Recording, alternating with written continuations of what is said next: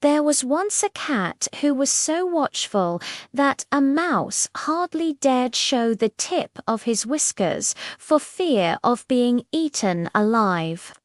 That cat seemed to be everywhere at once, with his claws all ready for a pounce. At last the mice kept so closely to their dens that the cat saw he would have to use his wits well to catch one.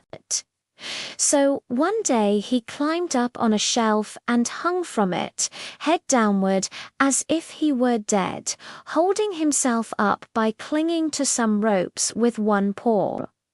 When the mice peeped out and saw him in that position, they thought he had been hung up there in punishment for some misdeed.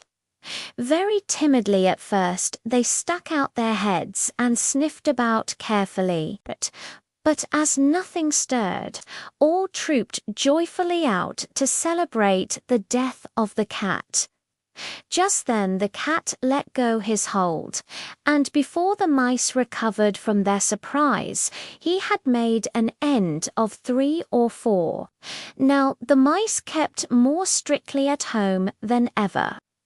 But the cat, who was still hungry for mice, knew more tricks than one.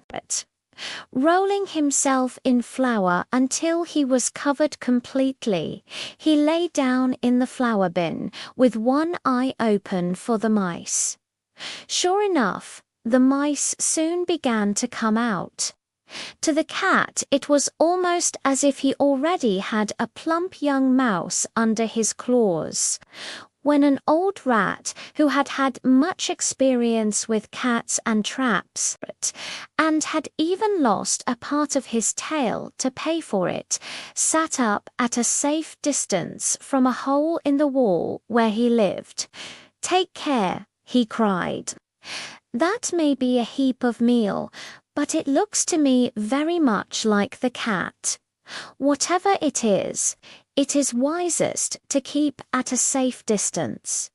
The wise do not let themselves be tricked a second time."